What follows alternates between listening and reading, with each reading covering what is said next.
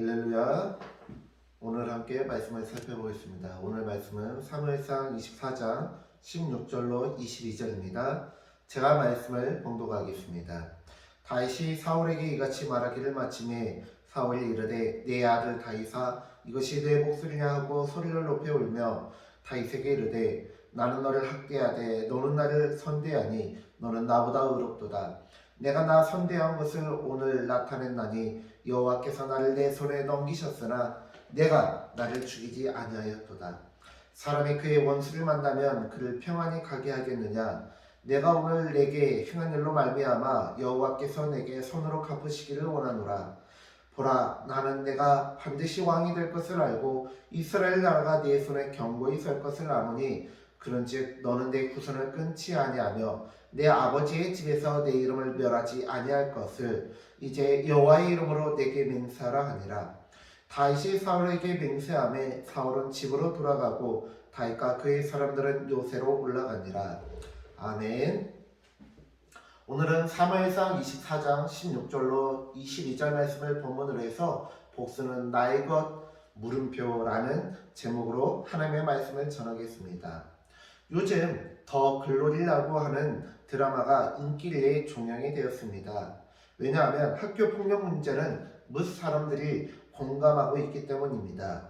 가해자들에 대해서 아무것도 할 수 없는 현재의 법 제도에 대한 사람들의 불만이 폭발한 것이기 때문입니다.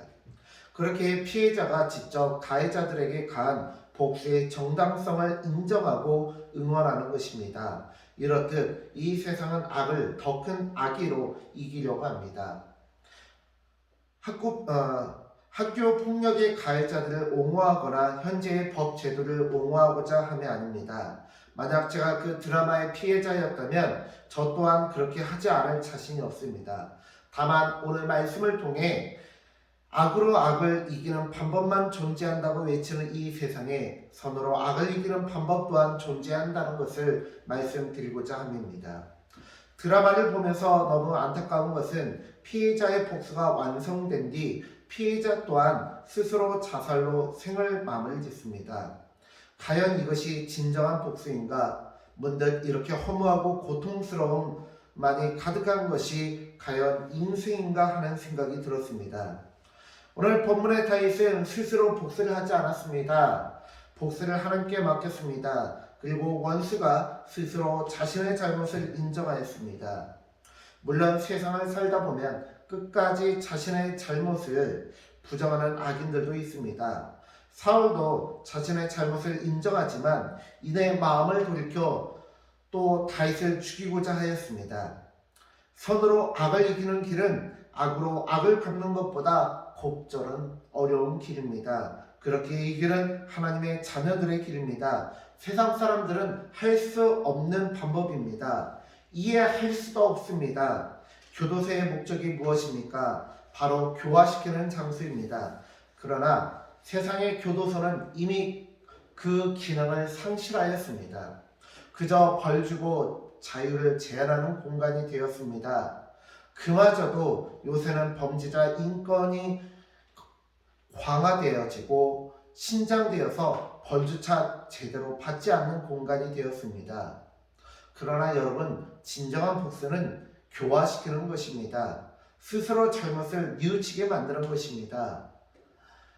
드라마 더 글로리의 가해자들은 단 한 사람도 끝까지 반성하지 않았습니다. 자신의 잘못을 인정하지 않고 그저 자신들이 현재 받는 피해와 고통에 괴로워할 뿐이었습니다. 그것은 반쪽짜리 복수입니다. 우리가 그 드라마에 열광하는 이유는 그 반쪽짜리 복수마저 이루어지지 않기 때문입니다. 진정한 복수는 무엇일까요? 가해자가 범죄자가 스스로의 잘못을 깨닫고 참회하며 자신의 잘못을 부끄러워하고 죄값을 달게 받는 것 아니겠습니까? 피해자가 그 마음의 한이 풀리는 것 아니겠습니까?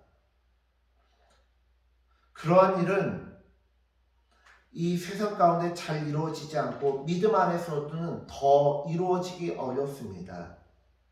그렇지만 우리는 그 길을 걸어가야 됩니다. 걸어가지 못한다 해도 노력이라도 생각이라도 아니 그것이 옳다라고 인정이라도 해야 합니다. 왜냐하면 그것은 스스로의 노력으로 감당할 수 있는 것이 아니기 때문입니다. 성령님께서 도와주시고 강권적으로 역사하셔야만 가능한 것입니다. 그렇게 다윗의 용서와 복수는 하나님께 맡긴 것은 너무 위대한 결정이었습니다. 그리고 가능하다면 말씀을 살펴보는 우리도 하나님께 나의 복수를 맡길 수 있도록 노력하고 그것이 잘 안 된다면 그것이 옳다라는 것을 인정하고 기도라도 해야 한다는 것입니다. 복수는 나의 것입니다. 그러나 복수는 나의 것이 아니기도 합니다. 복수는 나의 것이지만 진정한 믿음의 사람들은 그 복수마저도 하나님께 올려드립니다. 복수는 하나님의 것입니다.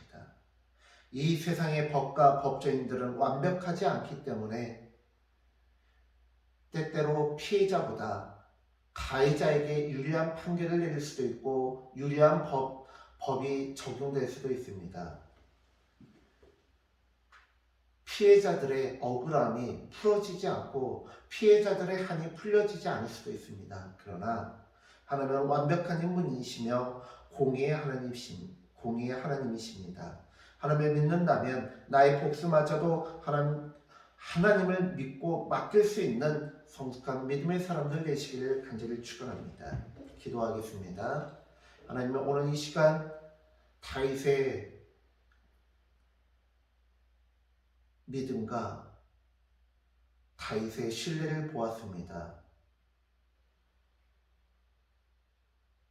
자신의 생명을 취하려고 하는 자를 용서하고 그와 화해를 한다는 것은 도저히 우리의 상식으로는 이해할 수 없습니다. 그러나 그는 기어코 끝끝내 마침내 그 기적 같은 일을 해냅니다. 다윗이 탁월해서가 아니라 하나님께서 그를 만져주셨기 때문에 그렇습니다. 우리도 다윗처럼 복수마저 하나님께 올려드릴 수 있는 자가 되어지길 바랍니다. 그것이 불가능하다면 그것이 옳다라는 것을 인정하고 기도라도 할 수 있는 우리의 신앙이 되게 하여 주시옵소서. 감사드리며 예수님의 이름으로 기도드렸습니다. 아멘. 사랑하는 성도님들, 오늘 하루도 나의 모든 것을 하나님 앞에 심지어 복수마저도 하나님 손에 올려드릴 수 있는 우리 귀한 성도님들 되어주시기를 간절히 축원합니다. 샬롬.